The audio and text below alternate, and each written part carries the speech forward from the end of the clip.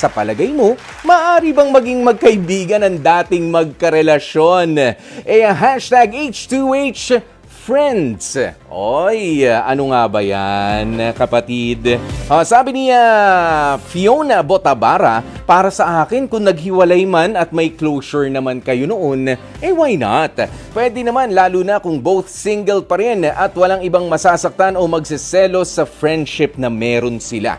Pero kung committed na nga ang isa't isa, o both sides, parang di na yata pwede kasi may feeling ka na isa sa alang-alang. Kaya may damdamin kang poprotektahan at ayaw rin namang masaktan. Ayan, and for sure, mag-overthink ng malala ang current na karelasyon mo. Ayan, at ayaw mo naman mangyari yun. Mahal mo so better stay away na lang sa ex mo. Maayos man o hindi ang naging hiwalayan. Di na pwede yung may ang daming chika. Dito pala hiningal na naman ako. Ayan, sabi niya, hindi na pwede yung may jowa ka na pero nagbabonding pa kayo ng ex mo. Ayan, night out. Hindi naman siguro ganoon. Wag naman tayo umabot sa ganoon, night out tapos kayong dalawa lang, ganin. Kain sa labas, yung mga ganyan, iiyakan pagka may problema, kawawa ang mga current jowa ninyo kapag ka ganun. Pero ulitin ko if both naman ay single kayo, go lang. You can still be friends. Pero kung committed na, wag na lang siguro. Ayan, at sabi naman ni Renny Boy kay Hadas, for me, hindi po Oo, hindi na pwedeng maging magkaibigan pa yung dating magkarelasyon, Kuya Poy. Kasi para po sa akin, mas mahihirapan po akong mag-move on.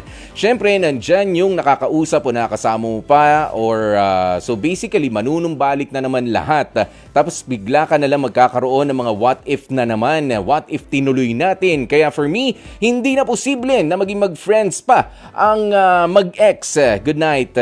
Ayan, kagabi niya pa minessage yan. Oo, di ba? Good night and sweet dreams. Dagdagan ko na lang po bukas. Hindi, okay na kami. Okay na kami, Renny Boy. Malinaw na yun, malinaw na. Si Sarah Gonzalez, sabi niya, para sa akin, pwede pa na maging friends ang dati magkarelasyon. Pero wag naman super close yung friendship.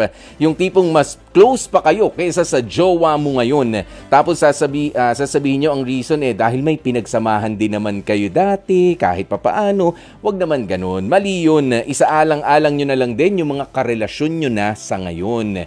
Kumbaga, para hindi nyo na pag-awayan ng jowa mo. Ayan, yung pakikipagkaibigan sa ex ninyo. Of course. Ayan, at syempre sabi naman ni Ninang Jean Sheila, of course, pwede naman na maging friends with your ex. Kasi hindi naman lahat na naghihiwalay dahil sa third party or sa mga pakialamero mga kamag-anak. Minsan, mutual decision due to circumstances beyond their control naman ang dahilan. Pwede. Ayan, si John, ano to? To. Ayan, maraming salamat na lang sa komento. John Lagatos. Ayan, si Rosalina Dalangin, mortal na kaaway, pwede pa. Pagka nakita ko yun, pupuntahan ko yun. Magaling lang siyang gumawa. Wala naman siyang... Di ko alam sa'yo, Rosalina. Parang iba naman yata na komentan nito. Si Ellen Joy Gio, sabi niya, ay nako, yak. Okay lang kahit wala na lang friends. Basta ayoko makipagkaibigan sa dati kong karelasyon. Ba't naman may yak? Ba't kadiri ba ang mga naging karelasyon? Ellen Joy? Ew. Ayan, maraming salamat kina Fred Brazil, Karina Dudang, Generosa Malanta, Ken Bayona. Ayan, sabi niya, depende sa dahilan ng hiwalayan. Si Owen Bitara, sabi niya, hindi na, period. Galing. Ayan, si Ana Maria Vicario, sabi niya, nope. Ayan, Herminiano de Lara Jr., pwede naman, why not?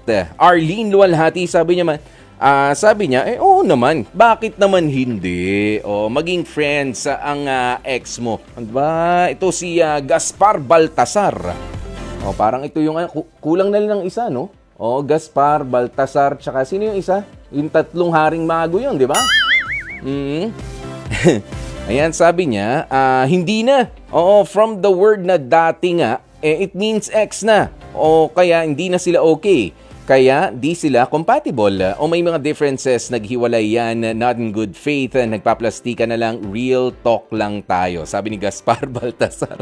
Si Johnny Villanueva, sabi niya, malabo mangyari yun, Kuya Poy, no? Si Ate Lotlot Balanong, ay hindi na, ayoko na maging kaibigan pa yung nakarelasyon ko dati. Ayoko na talaga. Si Christina Mangampo, sabi niya, ay nako. Ang sagot ko dyan, pwede naman maging magkaibigan na lang yung dati magkarelasyon. Hindi naman talaga siya para sa akin at mag-move on na lang para maging masaya pa rin naman. Hello sa mga katrabaho ko, sina Hill, Jumbo, at mga tricycle drivers. Hello po sa inyo. Maraming salamat. Si Andeng Bongo, sabi niya, case-to-case basis. Case-to-case basis lang ha. Ilang case ba ng beer yan? Case to case or kiss to kiss. Kung wala ng kiss to kiss, ex na nga, tapos panay pa ang kiss, hindi na beso, kumikiss pa. Ibang usapan din yan. Wag ganun. Ayan, case-to-case basis kasi yan for me, Kuya Poy. I think pwede naman, pwede ring hindi. At depende sa partner mo ngayon kung papayag siyang makipagkaibigan ka pa rin sa ex mo. Syempre, respeto na rin sa kanya, di ba? Ngayon, kung malawak ang isip at confident yung present partner mo, kumbaga, okay lang sa kanya, sige, go. Pero pure friendship lang talaga, no more, no less. But of course. Pero yan nga mga kapatid, ang inyong napakasipag at iba-iba na namang kasagutan sa inyong pananaw. Ikaw ba, Sir Aaron, itaas mo lang kung approve sa'yo. Approve sa'yo, maging magkaibigan pa rin kayo ng ex mo? Ayaw mo na. Gusto mo karelasyon ulit. Yun, okay yun. Kahit na may jowa ka na. Ayaw niya ng friends. Gusto, pagka dating jowa, kung magbabalikan kayo, jowa ulit. Jowa ulit. Okay. Gusto mo yan, ha, Sir Aaron, ha? Ayan, si Jeff ba? Yan. Jeff, ikaw, okay lang sa'yo? Parang pinawisan ka naman agad. Si Jeff Batlanggaw, parang nangintab yung noo mo. Ako to, nagtatatakbo papasok dito, ha? Ba't parang ikaw yung pinawisan dyan? Ayan, pero alam nyo, mga kapatid, ito, ibubukas ko ng bahagya ang buhay ko para sa inyo. Sa ngalan ng Love Question of the Day.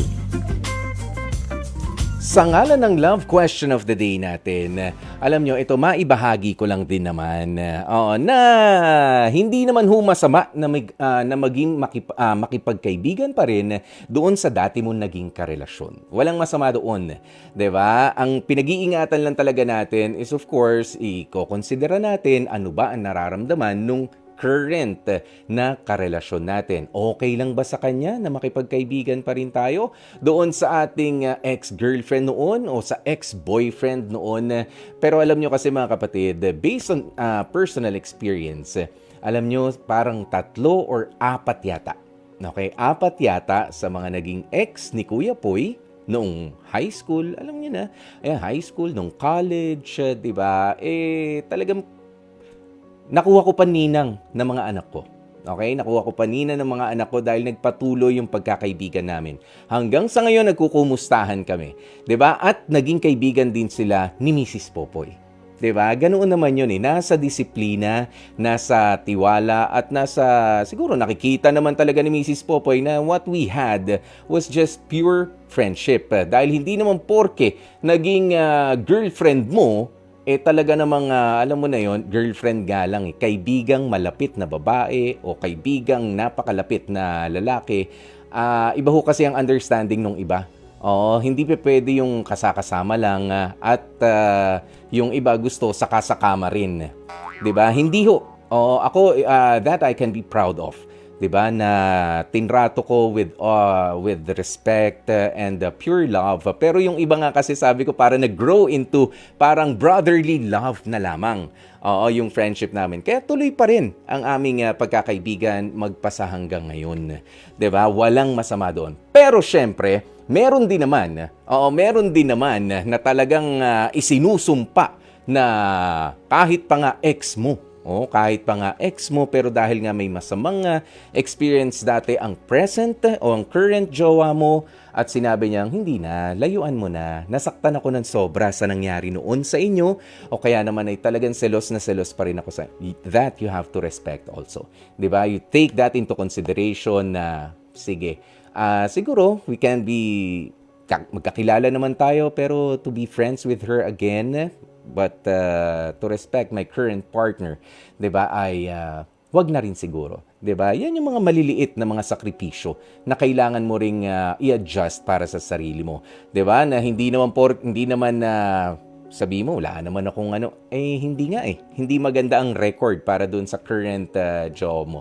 Pero doon naman sa mga jowa, wag naman masyadong mga demanding at wag masyadong maging insecure.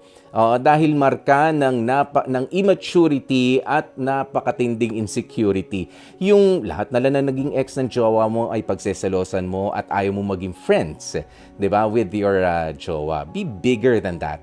'Di ba? Maging mas malawak yung pangunawa mo doon dahil hindi mo malalaman sa mga susunod na panahon kung hindi mo man kinakailangan ngayon o wala man na itutulong o na iaalalay sa inyo yung ex ng jowa mo, paano kung mapunta siya sa posisyon sa susunod na kailanganin nyo ng kakilala ron? Kakilala nyo na, hindi mo palalapitan. Alam mo yun? 'Di ba? Minsan ganyan ang mundo kahit galit na galit ka, pero parang may isip mo, sana kung hindi kami, sana kung di ako nagtanim ng sama ng loob sa kanya, baka natulungan niya ako. 'Di ba? Ganun ho. Wag na sanang dumating sa puntong sayang. Kakilala mo yung ex mo yun, 'di ba? Natulungan sana tayo para mapabilis yung mga proseso. 'Di ba yung mga ganyan? Chill lang, 'di ba? Relax lang. What is yours will always be yours. Katulad niyang jowa mong hawak-hawak, yakap-yakap, lingkis-lingkis mo ngayon. Walang aagaw dyan.